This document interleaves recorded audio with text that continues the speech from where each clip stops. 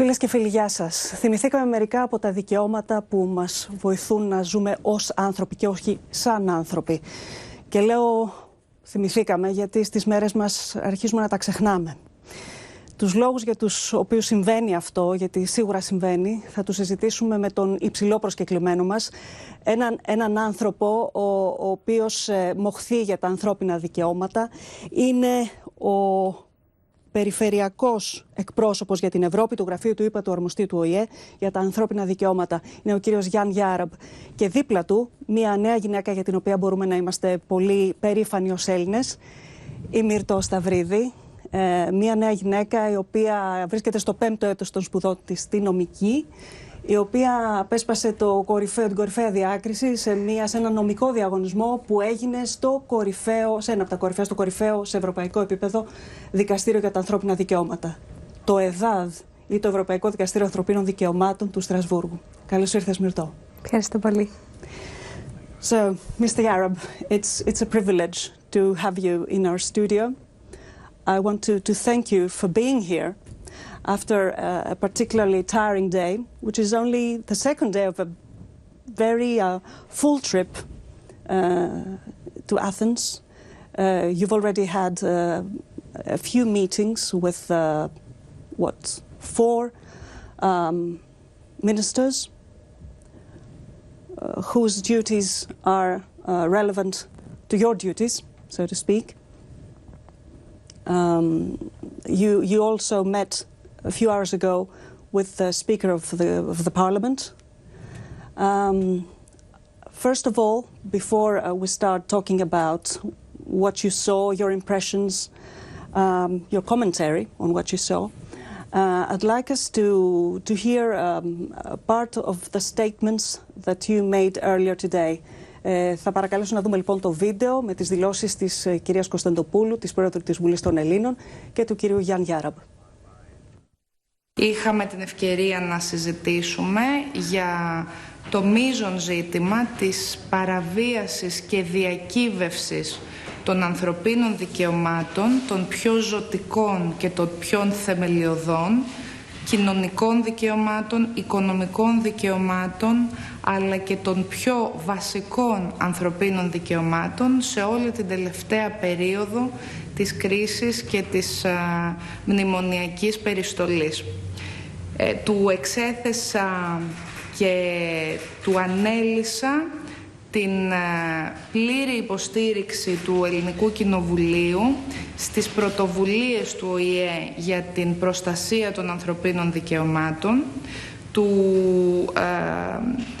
Εξέφρασα επίσης την επιθυμία να αποκατασταθεί σε διεθνές επίπεδο η ιεράρχηση των αρχών και των αξιών και επιτέλους να γίνει κοινός τόπος ότι όταν μιλούμε για διεθνείς υποχρεώσεις της χώρας, μιλούμε πάνω απ' όλα για την αυτονόητη διεθνή υποχρέωση σεβασμού των ανθρωπίνων δικαιωμάτων.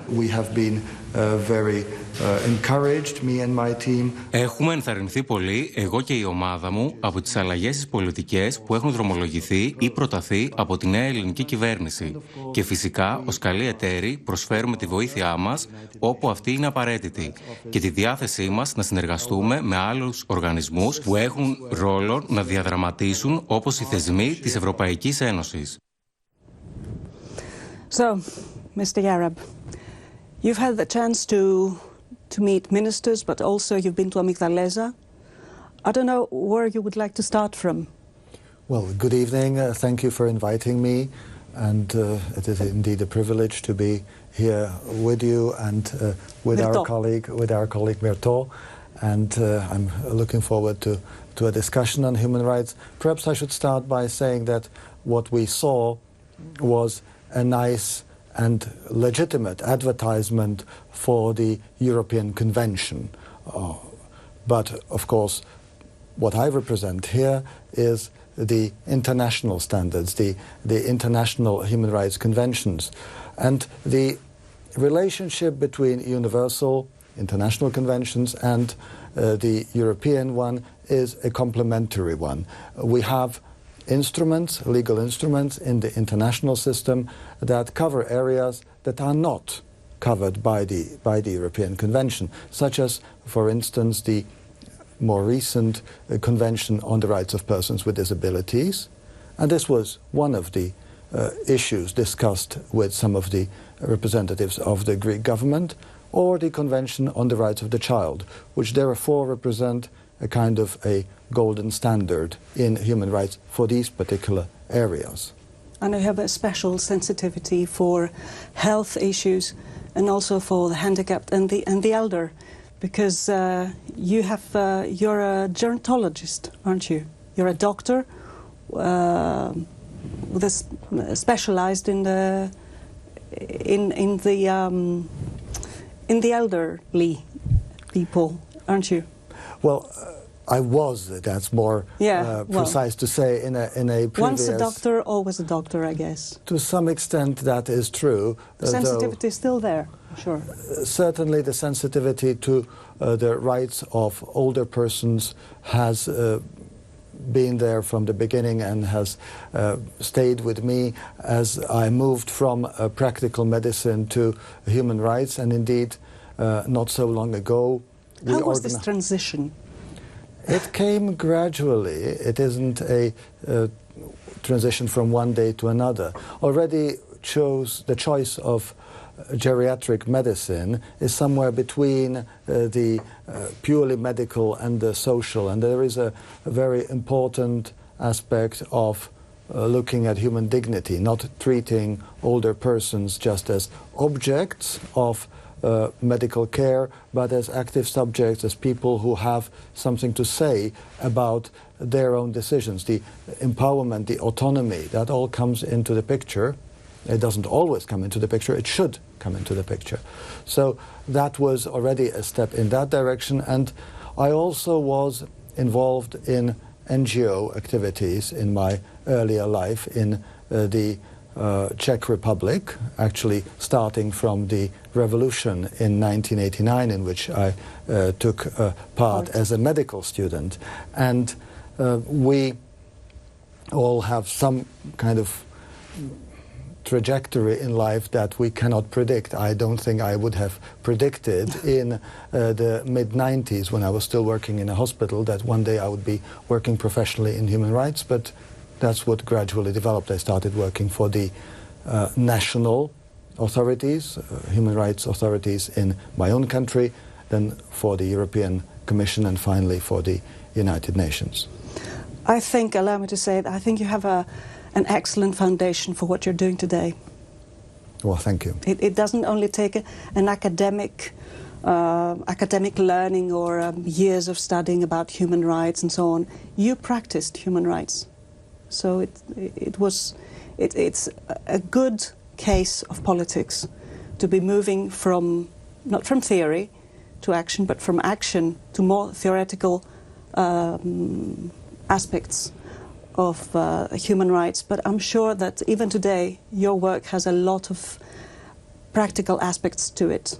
And during this visit in Athens, you saw a lot.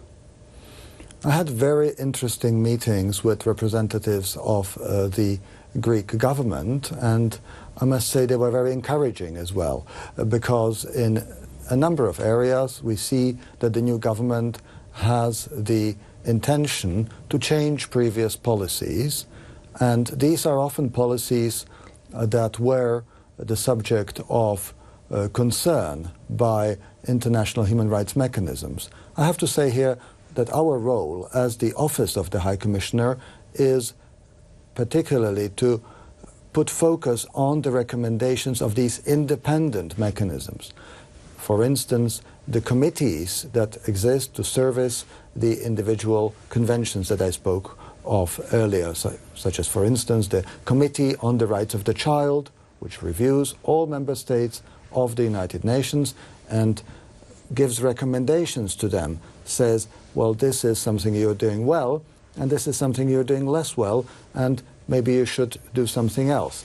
And we have seen over many years lots of concerns coming from these treaty bodies, from special rapporteurs, particularly the Special Rapporteur on the Rights of Migrants, but also from Council of Europe bodies. When I said earlier that this was advertisement for the Council of Europe, I surely didn't mean that we would be in any way in competition. Quite on the contrary, I think that we are very complementary. And of course the judgments of the European Court of Human Rights are very important for us. They are very inspiring in many cases, and we also alert member states to them. And of course there is the Council of Europe Commissioner for Human Rights, the position which is now occupied by Nils Mužnieks, and he also has made a number of interesting recommendations to a number of member states of the Council of Europe, including Greece, and we refer to them as well when we are in interaction with national authorities. Is it your first time in our country? You assumed your position back in 2010. It is not the first time in this role in Greece. I was here 2 years ago, but that was a smaller mission that was mainly focused on persons with disabilities. This time it is a longer program which is motivated by the fact that the new government has indicated the intention to change policies in what we think is a positive, encouraging direction, both on migration but also on other areas such as the Ministry of Justice with prison reform. So that's what I was about to ask you. What is your role at this point? Why this visit? We are trying to build bridges, bridges in this case, of course, between the state and the UN system, make the recommendations of the international human rights mechanisms more operational, so that they don't stay just on paper, so that member states understand them and try to implement them. But also we are building bridges to other states. Many of the issues that are being discussed here in Greece are also being discussed in other states, for instance, of our region, which is the Europe region. And there are some good examples that can be used, good practices from other countries which have made some progress, for instance, on what we call a can-do dimension of migration policies, moving away from detention of children, for instance, moving generally away from detention, trying to create firewalls between the provision of services, we call it a firewall, if migrants, regardless of their status, can receive services such as healthcare without being afraid that they would be reported to the police. And for this, for instance, we have very interesting examples from Portugal, where such a system has now existed for almost 10 years.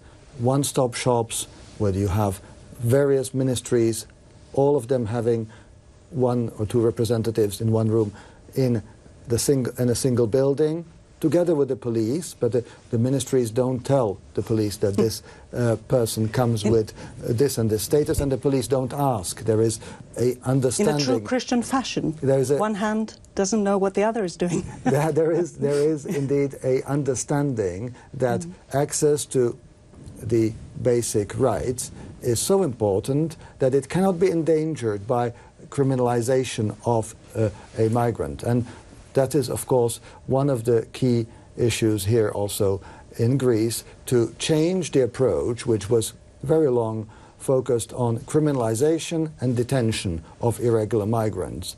We see some encouraging movements in this direction, but we also understand that this is a very challenging situation because of the sheer number of migrants and irregular migrants who are coming to Greece. So it is an issue, as we discussed with many of our Greek partners, which has both a Greek dimension and a European dimension. And hopefully our office, by being placed in Brussels, by having the European Union as its frequent interlocutor, can be also useful in this regard.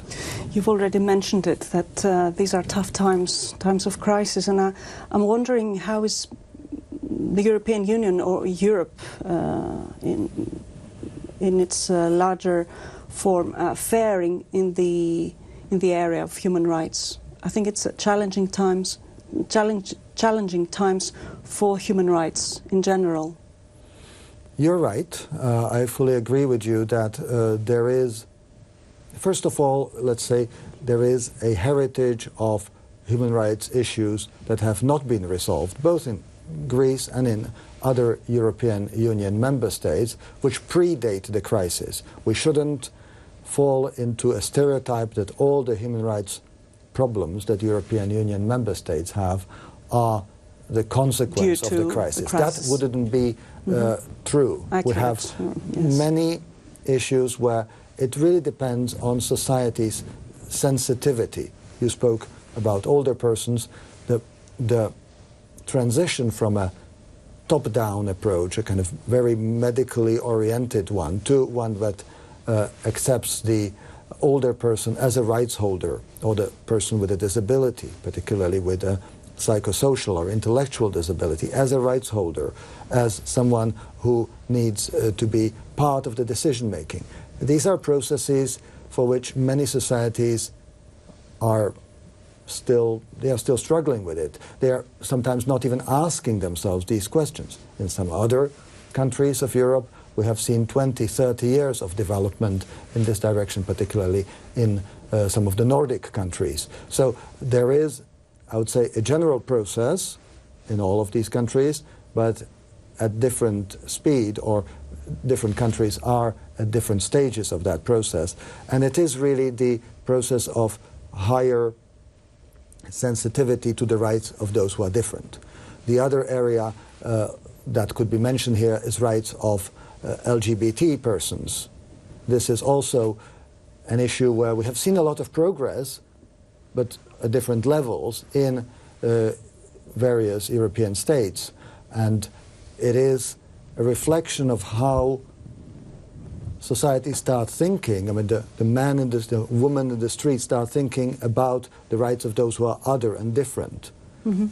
The same goes for, of course, for ethnic minorities, the stigmatized groups like the Roma in many of Europe's societies, and then, of course, of people who are, in a way, beyond a legal divide. That means migrants in an irregular situation. That is a challenge for most of these societies, and to understand, to fully start understanding that these are people to whom also the Universal Declaration of Human Rights applies. When it says everyone, it actually means irrespective everyone. Of it actually color. means even a person who is schizophrenic. It also means a person who is an irregular migrant. This is a process. First and foremost, they are human beings. Everyone is a human being. Exactly. So this is, I think, the whole big narrative, and I think that is the main part. The crisis, though it is very severe in some countries, and Greece, of course, is a prime example of how severe the crisis and the effects of austerity measures can be, that is a complication of that narrative, of that progressive narrative that we are seeing. So it can bring some developments even backwards, and we have seen that in Greece, that some positive developments of the previous years were partly undermined by these years of crisis. I'm sure it's no coincidence you're meeting Minister Kouroublis for a second time tomorrow. Health infrastructure, everything about health has collapsed. So I'm sure the United Nations and the European Union can help, simply, to put it very simply. You're right. I am meeting Minister Kouroublis and a broader team of his advisors for a second time on his initiative, and I am very thankful for that. And we are to discuss an issue which is very dear to my heart personally and to our office as a whole, and that is the issue of rights of persons with mental health problems, whom we call persons with psychosocial disabilities. And they are also protected by this new Convention on Rights of Persons with Disabilities, which has been ratified by almost all of the EU member states, including Greece, but which has also been ratified for the first time by the European Union as a party to that convention. Mm-hmm. I know this might sound very legalistic, but it is important because it shows that the European Union is taking a responsibility as a party to a International Convention on Human Rights for the first time ever. And the situation in Greece is one which can be described as very dramatic, and it is the progressive development that I mentioned earlier, but with an interruption by the crisis and austerity. Your viewers will probably know where the narrative started. It started with the island of Leros in the early 90s, when it was shown that persons with psychosocial and intellectual disabilities were being kept in inhumane conditions, degrading conditions, and treated as if they were... And I'm afraid abandoned by their very own as well. They were, in a way, abandoned by society. There was not enough sensibility to it that this should not be happening. And since then, through the Psychargos program, a lot has improved, and a lot of these people have found their ways into their communities, to be included in communities with adequate support.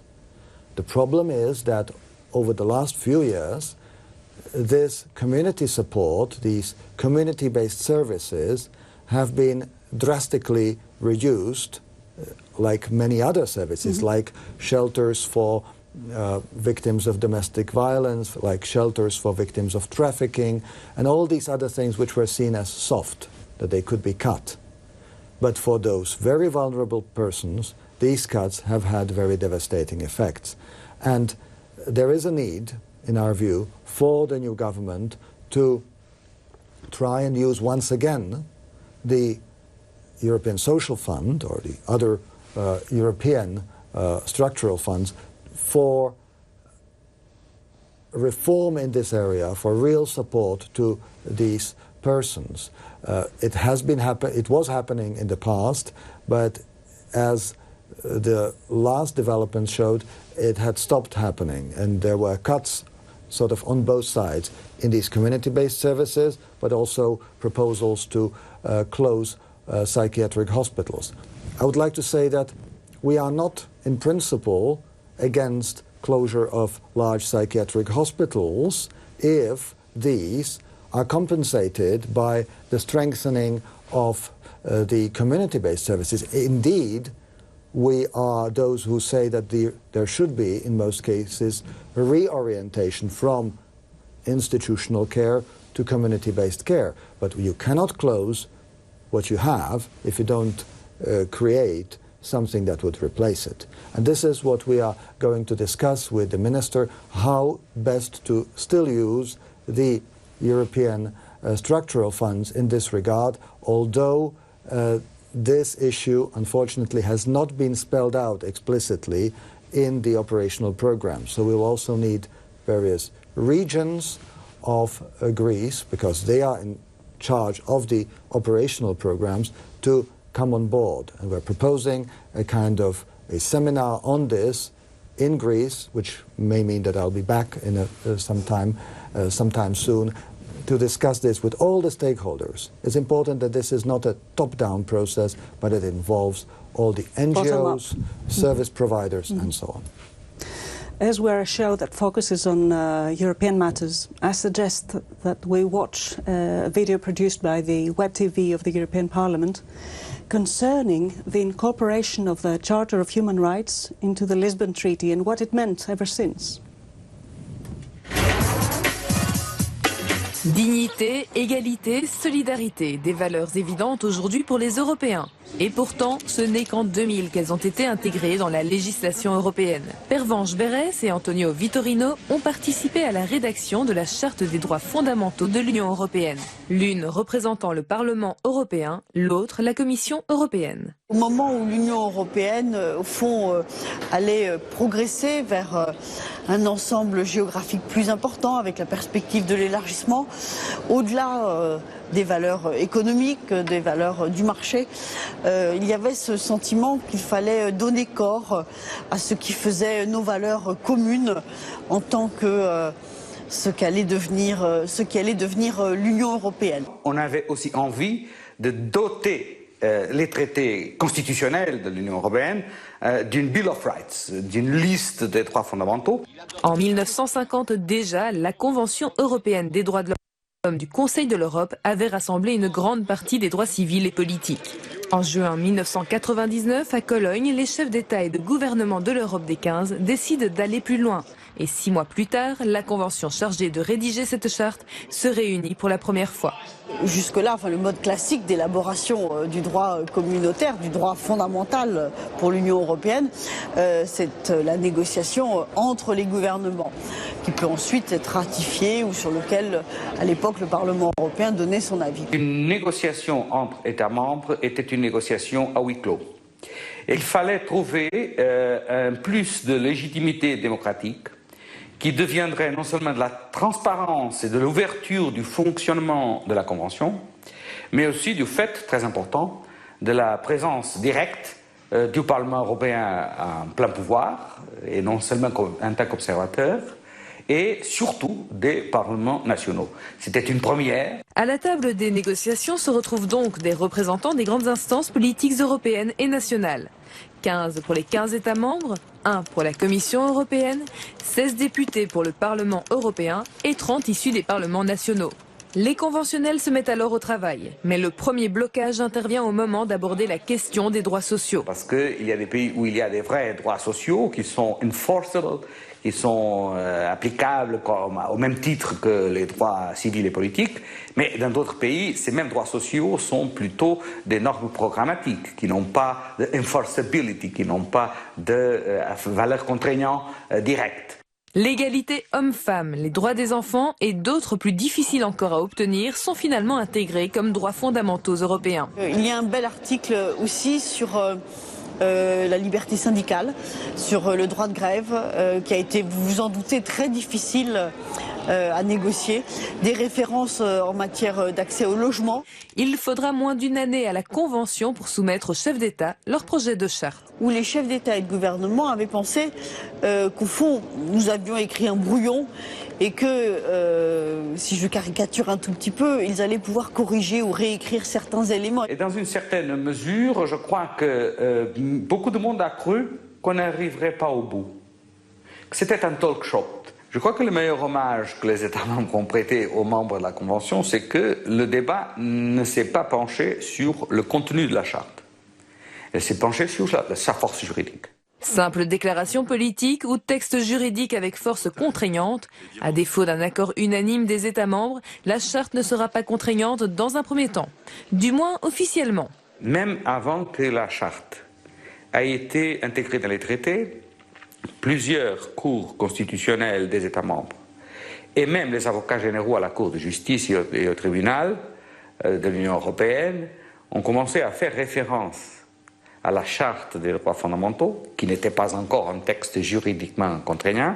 2007, la charte acquiert enfin ses lettres de noblesse. Elle fait désormais partie du traité de Lisbonne. Mais 3 pays ont tout de même émis certaines restrictions en matière de droits sociaux. Le Royaume-Uni en tête, suivi de la Pologne et de la République tchèque. Η ιστορία έχει τη σημασία της, ακόμη και η πολύ πρόσφατη ιστορία. It's hard to believe that it all happened in 2000. We're talking about the social model of Europe and everything about the acquis communautaire and so on, and it all happened in 2000. Well, this is a relatively recent document, the EU Charter of Fundamental Rights, and of course that is another addition to the 2 dimensions that we have already discussed or mentioned, the international one, that is the UN, then there's the Council of Europe, which is of course above all, but not exclusively, the European Convention on Human Rights, and then there is the EU Charter on Fundamental Rights. We have to be very clear here that of course the EU Charter of Fundamental Rights is only applicable to what the EU institutions do or to what the EU member states do when applying EU law. So it is, let's say, less strong than the UN conventions, which are simply an obligation of the state once they are ratified, or than the European Convention on Human Rights, which in addition has a very strong guardian, stronger than our committees, namely the European Court of Human Rights in Strasbourg, because it can actually condemn states and decide against them. So that is, of course, a major difference. The Charter is an instrument, the EU Charter is an instrument which probably will need some time to show how useful it is in addition to the United Nations dimension and to the Council of Europe dimension. Since you mentioned the court in Strasbourg, I think it's a perfect opportunity for me to bring Myrto into the discussion, and I'll be addressing her in Greek, which is part of fundamental rights of Europe. Linguistic diversity is one of our rights as Europeans. Μυρτώ μου, θα ήθελα να σας συγχαρώ ξανά για την μεγάλη σου επιτυχία. Θα ήθελα να μας δώσεις κάποια στοιχεία για αυτό το διαγωνισμό. Πες μας λιγάκι τους αριθμούς και βεβαίως πρέπει να μας μιλήσει για την υπόθεση. Με τα χαράς. Δήλωσαν συμμετοχή 106 πανεπιστήμια στη γραπτή φάση. Από τις χώρες του Συμβουλίου της Ευρώπης. Άρα ένα μεγαλύτερο σύνολο φυσικά από την Ευρωπαϊκή Ένωση. Ναι, δηλαδή αυτό βάζει μέσα και την Τουρκία, παραδείγματος χάρη. Στον τελικό, στην προφορική φάση, πέρασαν 16 ομάδες και αυτή η φάση διήρκησε 3 μέρες, από τις 23 μέχρι τις 25 Φεβρουαρίου. Τις πρώτες 2 μέρες είναι στην ουσία κάθε ομάδα παίζει αναγκαστικά από 2 φορές. Μία φορά υπέρ των ετούντων, μία φορά υπέρ του κράτους. Και την τελευταία μέρα, στην ουσία είναι ο ημιτελικός και τελικός, που γίνονται έτσι στο καπάκι. Που είναι μια αρκετά... Το ένα μετά το άλλο, ναι. Ακριβώς. Ναι. Είναι αρκετά... Αλλεπάλληλα, ας το πούμε. Το ένα μετά το άλλο, ναι. Εμείς ξεκινήσαμε τον Οκτώβριο, στις αρχές Οκτωβρίου, την προετοιμασία. Τον Οκτώβριο αρχίσατε να μελετάτε την υπόθεση. Τη δικογραφία, ας το πούμε. Ας χρησιμοποιήσουμε νομικούς όρους, γιατί πέρα από το ότι ήταν μια άσκηση και μια εξαιρετική άσκηση επιχειρηματολογίας, δεδομένου ότι σας βάζει να υπερασπίζετε και τις δύο πλευρές, ένας κανονικός δικηγόρος αναλαμβάνει τη μία πλευρά και έχει να ανησυχεί μόνο για το δικό του πελάτη, όχι και για τον απέναντι. Οπότε νομίζω ότι είναι μια εξαιρετική άσκηση. Ας χρησιμοποιήσουμε λοιπόν την νομική ορολογία. Αρχίσατε να μελετάτε τη δικογραφία τον Οκτώβριο. Η ελληνική ομάδα ποια ήταν? Ήμουνα εγώ ίδια μαζί με την Δήμητρα Σεραφιμίδη, που είναι στο δεύτερο έτος, και τη Στέλλα Μαυρομάτη, που πλέον είναι απόφοιτη. Είχαμε στην αρχή μάλλον και κάποια άλλα μέλη, αλλά η αλήθεια είναι ότι η φόρτος δουλειάς τους τρόμαξε πολύ. Πάντως 3 άτομα τα καταφέραμε μια χαρά. Ξεκινήσαμε κατευθείαν. Είχατε βοήθεια από τους καθηγητές σας, καθοδήγηση? Είχαμε πολλή βοήθεια από τις 2 διδακτορικές, την κυρία Εύα Τζαβαλά και την Δήμητρα Παπαγεωργίου, και ήμασταν βεβαίως υπό την επίβλεψη της επίκουρης καθηγήτριας Μαρία Γαβουνέλη. Τα συγχαρητήρια και σε εκείνες λοιπόν, νομίζω, τους αξίζουν. Και νομίζω ότι επίτρεψε μου να κάνω μια μικρή παύση στην αφήγησή σου για να πω ότι η νομική σχολή έχει δώσει εξαιρετικές εξετάσεις τα τελευταία χρόνια, καθώς οι φοιτητές της έχουν αποσπάσει σημαντικά βραβεία σε ευρωπαϊκό και παγκόσμιο επίπεδο, σε ανάλογες δίκες, ας τις πούμε. Ναι, αυτό ισχύει. Και μας κάνετε πολύ περήφανους. Ευχαριστούμε πολύ. Η υπόθεση να τώρα. δούμε την υπόθεση, η οποία είναι αρκετά, αφορά κοινωνίες έτσι, ίσως πιο εξελιγμένες, να τις λέγαμε νομοθετικά, γιατί όλα γίνονται, απλώς δεν είναι γνωστά. Έτσι. Ναι, ισχύει αυτό σε μεγάλο βαθμό. Και αυτό ακριβώς είναι το ζήτημα. Όλος λόγος που υπάρχει ο νόμος είναι για να προστατεύει τους ανθρώπους σε περιπτώσεις που θα δημιουργηθεί μια ανάγκη. Και συνήθως έπεται των εξελίξεων ο νόμος. Δηλαδή, πολύ συχνά η κοινωνία προχωράει πριν από την νομοθεσία. Η νομοθεσία έρχεται εκ των υστέρων. Για μια περίπτωση σαν τη δική σας.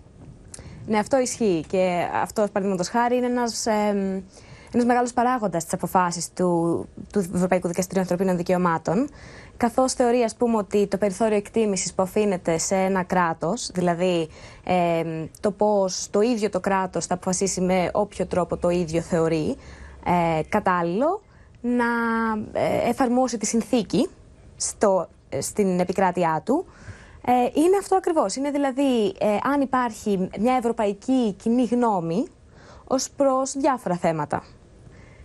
Η δική μας υπόθεση, λοιπόν... Ακριβώς, ας μπούμε στην υπόθεση.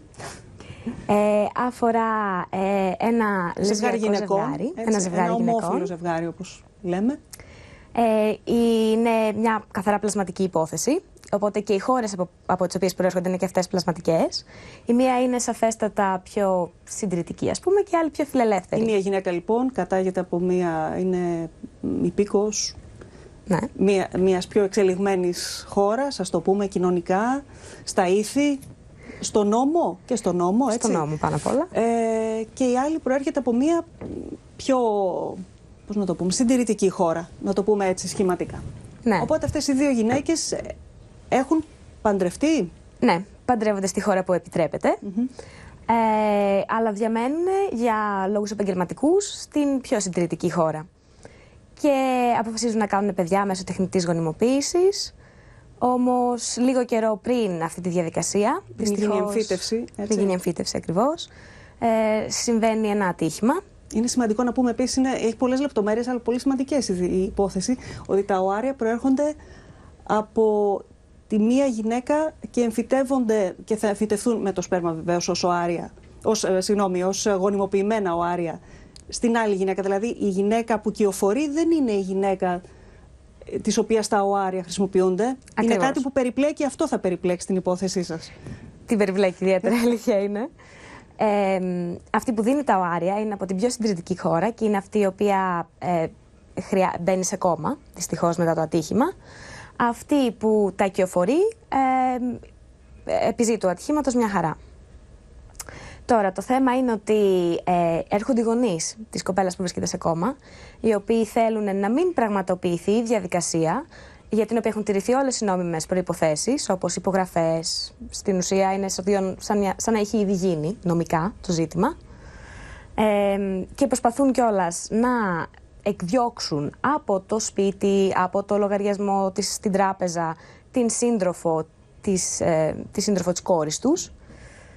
Και εδώ πέρα βλέπουμε στην ουσία κατά πόσο όταν αυτές οι υποθέσεις πηγαίνουν στο δικαστήριο, κατά πόσο η άρνηση μιας χώρας να αναγνωρίσει έναν αλλοδαπό γάμο που κατά τη γνώμη της στην ουσία αντίκειται στα χρηστά της ήθη, μπορεί να παραβιάσει κάποια δικαιώματα τα οποία προστατεύονται από την Ευρωπαϊκή Σύμβαση Ανθρωπίνων Δικαιωμάτων. Μιλάμε κυρίως για τα δικαιώματα ενός ομοφυλόφιλου ζευγαριού, το ένα το άλλο, δηλαδή με την έννοια πώς προστατεύονται σαν ζευγάρι μόνο του, αλλά ταυτόχρονα και πώς προστατεύονται σε σχέση με τα παιδιά τους, τα οποία τελικά γεννιούνται.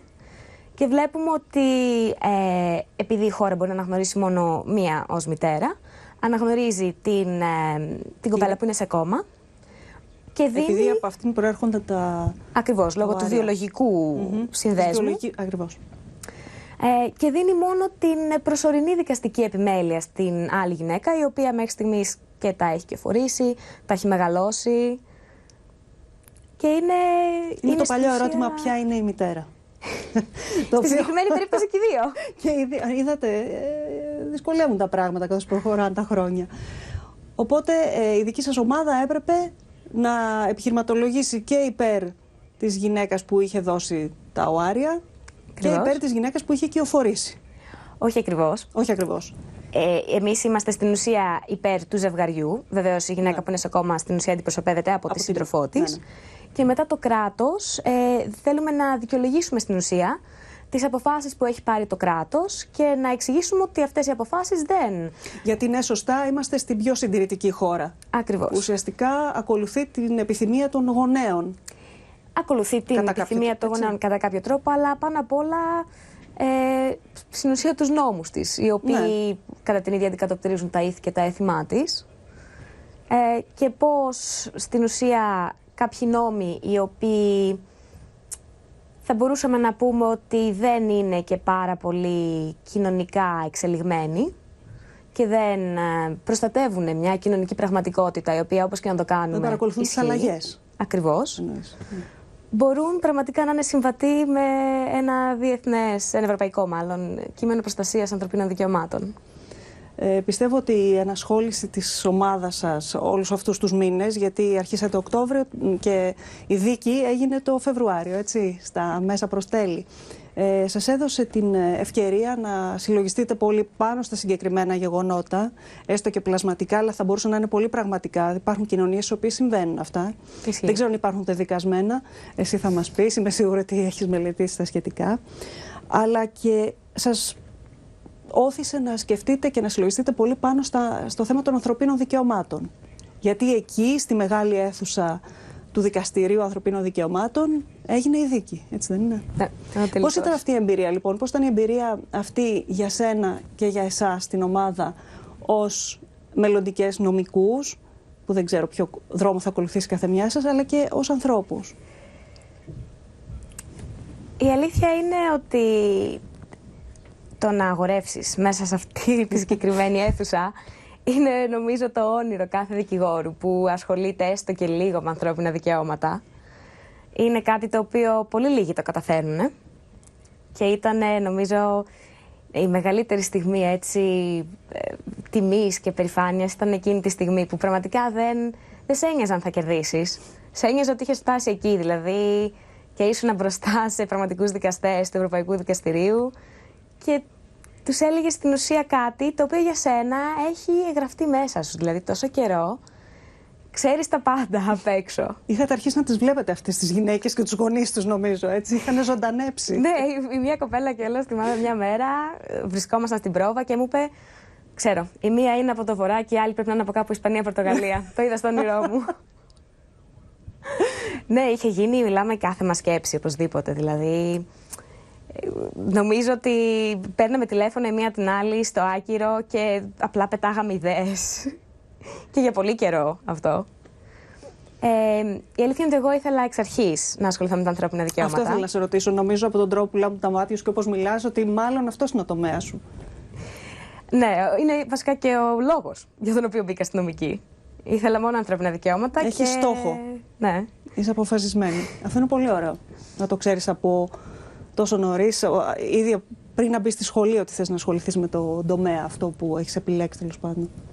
Είναι καλό όταν ξέρεις έτσι το πού θες να πας και απλά πρέπει να βρεις το δρόμο. Είναι ίσως λίγο πιο εύκολο. Όχι αναγκαστικά ότι κάνει τα πάντα πανεύκολα, αλλά βλέπεις τις επιλογές σου, θα δεις, ας πούμε, ποιο θα σε πάει πιο γρήγορα, πιο αποτελεσματικά, με τον καλύτερο τρόπο και αποφασίζεις στην ουσία. Και βεβαίως, να πούμε, δεν είναι σαφές, αλλά είναι αναμενόμενο ότι η αγόρευσή σας ήταν στα αγγλικά. Έτσι. Ναι. Δεν είναι το πιο απλό πράγμα του κόσμου, με ειδική ορολογία, έτσι, νομική. Δεν είναι καθημερινά πράγματα αυτά. Ναι, ισχύει. Αλλά το καλό κορυφαία είναι ότι... διάκριση μετά από αυτό. Ναι, η αλήθεια είναι καταρχάς ότι, θα τονίσω αυτό, ότι πήραμε 3 βραβεία. Το ένα είναι τα καλύτερα δικόγραφα για τον ετούντα, για τις ετούσες για την ακρίβεια. Το άλλο είναι η καλύτερη ομάδα στον διαγωνισμό στην προφορική φάση. Και το τρίτο είναι του καλύτερου ρήτορα. Νομίζω ήσουν εσύ. Ναι, εγώ ήμουν να αυτή. Το πούμε. Αλλά όχι, ήταν μια εξεπέραστη βρύδα. Δηλαδή, πέρα από τα βραβεία, τα οποία σαφέστατα είναι μεγάλη χαρά, το γεγονός ότι κάτσαμε και ασχοληθήκαμε με την ομολογία του δικαστηρίου, η οποία έχει τη δική της συλλογιστική, ακριβώς όπως είπατε, την δική της ορολογία. Και την ορολογία, βέβαια, φυσικά. Ακριβώς. Συνειδητοποιείς πάρα πολλά πράγματα, γιατί για μένα, ας πούμε, αυτός ο μηχανισμός προστασίας ανθρωπίνων δικαιωμάτων είναι από τους πιο αποτελεσματικούς. Δηλαδή, όπως προϋπόθηκε, είναι απίστευτο το γεγονός ότι το Ευρωπαϊκό Δικαστήριο Ανθρωπίνων Δικαιωμάτων μπορεί να καταδικάσει μια χώρα να πληρώσει αποζημίωση, ακόμα και να την εξαναγκάσει να αλλάξει, ας πούμε, να πάρει νομοθετικά μέτρα, όπως ακριβώς έχει συμβεί και στην Βαλιανάτος και άλλη κατά Ελλάδας, όπου καταδικαστήκαμε για το γεγονός ότι το σύμφωνο συμβίωσης είναι μόνο διαθέσιμο σε ετερόφιλα ζευγάρια και όχι σε ομοφυλόφιλα. Οπότε το να υπάρχει ένας τέτοιος μηχανισμός προστασίας ανθρωπίνων δικαιωμάτων για μένα είναι κάτι αξιοθαύμαστο, το οποίο πρέπει να επενεθεί. Και μια και ο κύριος Γιάρα που μου έδωσε τη σωστή πάσα που λέμε για να περάσω σε σένα, νομίζω εσύ μου δίνεις την εξαιρετική αφορμή να επιστρέψω στη συζήτηση με τον κύριο Γιάρα, ο οποίος όλη αυτή την ώρα ακούει χάρη στους συνεργάτες του τι έλεγες εσύ. And I would like to ask you, Mr. Yarab, I know that you discussed about the cohabitation agreement, same-sex cohabitation agreement as well. It was one of the topics you discussed here in Athens. What did you bring into this conversation that is going on in Greece on many levels? Let me say first of all that for us, for the UN Human Rights Office, the issue of rights of LGBT persons, as we say, lesbian, gay, bisexual, transsexual, is a very important but an emerging topic, and it's a topic where we don't yet have the international standards, particularly for the area of partnerships or marriage, and we understand that there are difficulties to get international standards here because there are so many countries where there are still situations in which persons who are of homosexual orientation face real persecution or even in some countries the death penalty. So we are in this area living in a world which is very, very heterogeneous and unbalanced. And of course we want to promote progress in this area, but we have to do it in ways which, for which we have a basis. So we are doing a campaign which is called Free and Equal, which is against all forms of discrimination. Our High Commissioner, already the previous High Commissioner, has very much emphasized that persons of homosexual orientation, LGBT persons, should not be persecuted, that they shouldn't be discriminated against. and that there are regional initiatives, regional systems, which are already ahead of the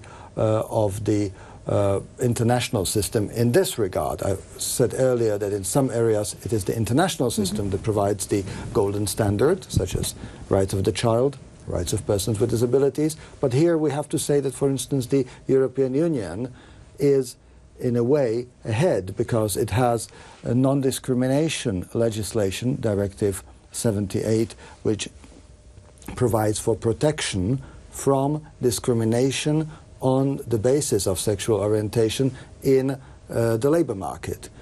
And it has a draft for a directive that would protect from discrimination in other areas of life. Now, not all EU member states have some form of same-sex partnership recognized or marriage. And what we can do in the international system is, of course, welcome it, encourage it, and we do also in the case of Greece. I was, in fact, very much encouraged to hear from the Ministry of Justice that such a proposal is being envisaged by the Ministry of Justice.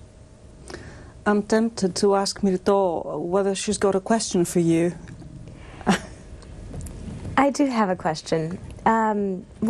While studying for the case, we read this very interesting dissenting opinion in Gaston Dubois versus France, where Judge Vilizet actually said that children being raised in LGBT families do not really have their best interests taken as a paramount consideration, which, according to the Convention on the Rights of the Child and the General Comment 14, which gives us some guidelines to this rule, should be. What is your opinion on the issue? I disagree with the judge. I think that both in principle and on the basis of my own personal knowledge of families where for instance, the parents of a girl who is going to school with my daughter, they are a couple of two women in Belgium. I live in Belgium, and I'm sure that the best interests of that girl are very well protected in that family. So I think that this is an opinion which was obviously in a minority there, and which hopefully will be less and less frequent in the future, because I'm sure that same-sex parents want the same best for their children as heterosexual parents. And do you believe the fact that they have trouble being legally recognized as a child of two mothers or two fathers sort of discriminates against them? Well, then it isn't the fact of having two parents of the same sex that is the problem. Then it is society which is a problem if it discriminates against them. So if society stops discriminating against them and takes them as any other children in a open way, then the problem is removed. So it is not by reaffirming that stereotype that societies will help these families. Societies will help these families by kind of putting these stereotypes on the rubbish heap of history. I really enjoyed this exchange, I must tell you. It doesn't happen very often. I think it's the first time it happened, after all. It was great. I think you should take over sometime. Speaking of minorities, I know that you have a special interest in the Roma people. The Roma people are spread out all over Europe in groups of different nature. They have different ways depending on where you meet them. I know that you're visiting a Roma school tomorrow. What is your picture of the Roma situation in Greece? I'm visiting a school where, as I understand it, there is a large number of Roma yes, students, but it's not exclusively Roma children. And indeed, that's correct, because we shouldn't have children of one ethnic minority segregated in one type of school, or even in one school of the same type as others. And indeed, it's a multicultural school, more or less. I guess so. I mean, that is what I have heard. I'm, of course, curious about that school, and I've heard a very good information about it, but I'm very happy to visit them. I always try to see something from the field dimension, not to be just kind of preaching about standards. Yes, we were talking about action, and you are a person of action. You've been, and you still are. What I mean to ask is, do you have a picture of the situation of the Roma in Greece? I mean, the Roma are one of the invisible people of Europe. What's the information you have, or your experience of the Roma situation in these parts? I must say that the Greek Roma are a group that I actually haven't visited before, and I've been I would say, not just in the Czech Republic and Slovakia, Romania, Bulgaria, but also in France and Italy and other places, in the field to see how the Roma are living, what challenges they have. I've seen the Spanish example very closely, because it is a very positive example. The Spanish policies over the last 20 years have very much it's one of the good examples. Improved the situation of the Roma in Spain, despite some setbacks in the last years of crisis. This is what I was speaking about earlier. We are, and I believe very firmly, we are in a progressive narrative, but events such as the economic crisis and austerity policies can create setbacks which hopefully are only temporary. On the Greek Roma situation, I would be rather careful to speak about it, because I haven't been that much exposed to it. It's also because the Greek Roma civil society is perhaps less well developed than in some of the other countries, and participates somewhat less on the European level. But it is clear that Roma in Greece, as in many of these other countries, are facing social exclusion. I would say that in the Greek case, from what I know, it has to do with the increasing formalization of our lives. That is, if the Roma people for generations were used to sell in markets and didn't really need any paperwork for that, that is much more difficult in the 21st century.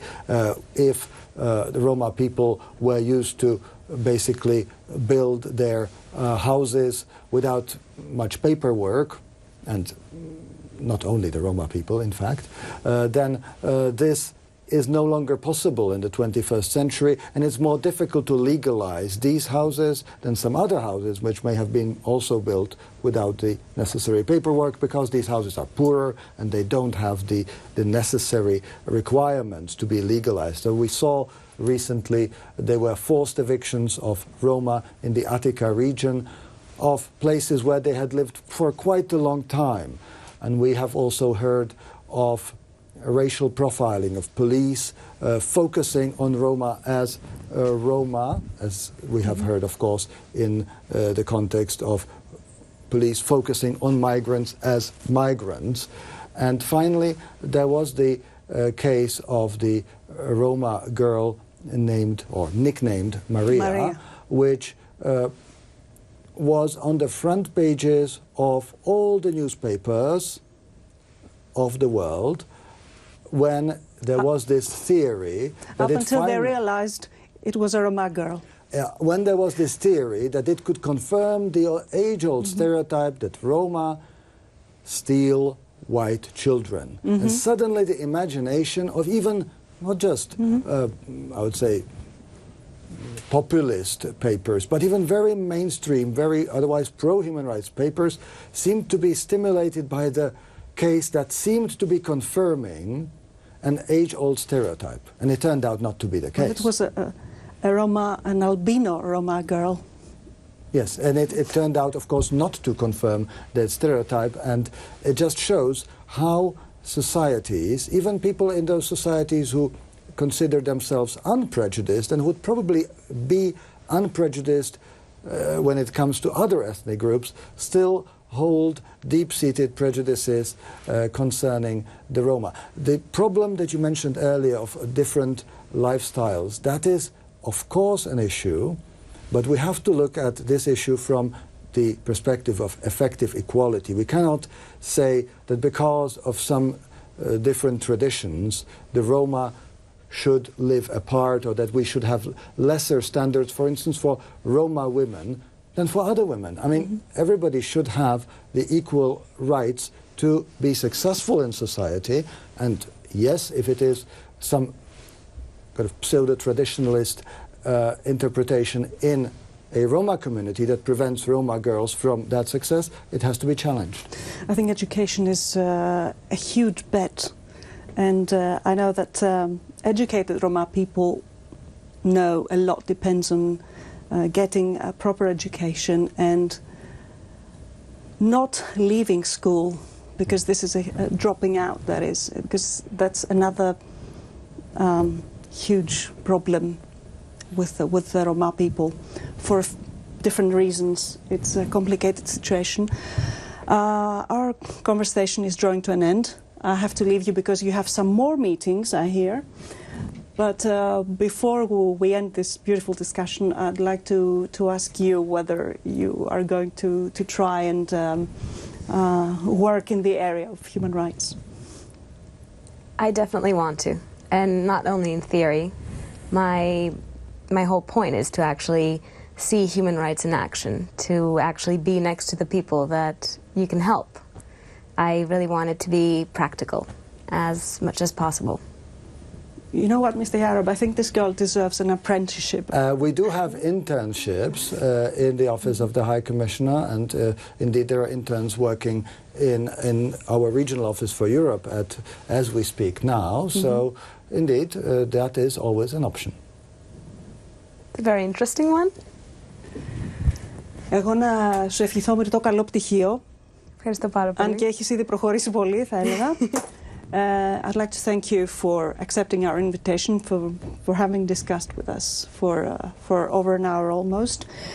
Και να σας αφήσουμε όλους, και εσάς, με ένα βίντεο, το οποίο ίσως να έχει κάποιο ρόλο στην μελλοντική ζωή της Μυρτούς. Πώς να απευθυνθείτε στο Δικαστήριο Ανθρωπίνων Δικαιωμάτων του Στρασβούργου και σε ποιες περιπτώσεις μπορείτε. Καλό βράδυ από εμάς.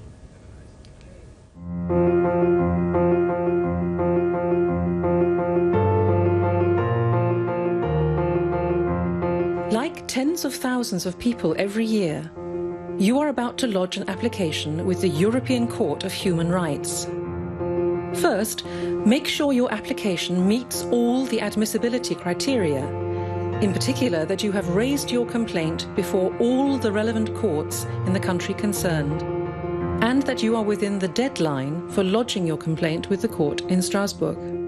In lodging your application, there are certain formalities you must comply with. Otherwise, there is a risk that the court will not examine your application.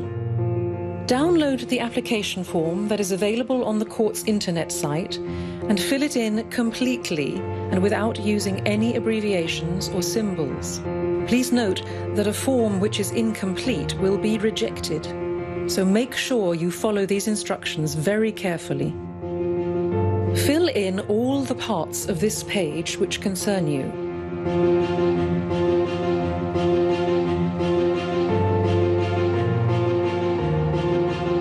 If you are represented by a guardian or a member of your family or by a lawyer, fill in the relevant parts of the form.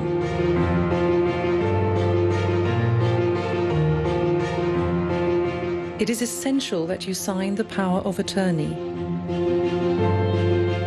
Specify the state or states against which you are lodging your complaint. They must be states which have ratified the convention. Here is a list of those states: Give a brief description of the facts, if possible no longer than 3 pages. Explain clearly, in chronological order, the events which led to the alleged violation of your rights. Indicate which articles of the Convention you consider have been violated. For each Convention article you mention, in turn, briefly explain how that article was violated. For each complaint, that is to say each violation you complain of, indicate what action you have taken before the domestic courts and what remedies you have attempted. Make sure you state the dates of the decisions given in your case and the dates on which you were informed of those decisions.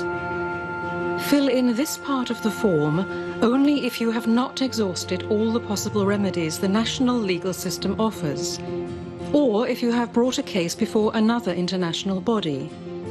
If you have already brought a case before the European Court of Human Rights, indicate the corresponding application number.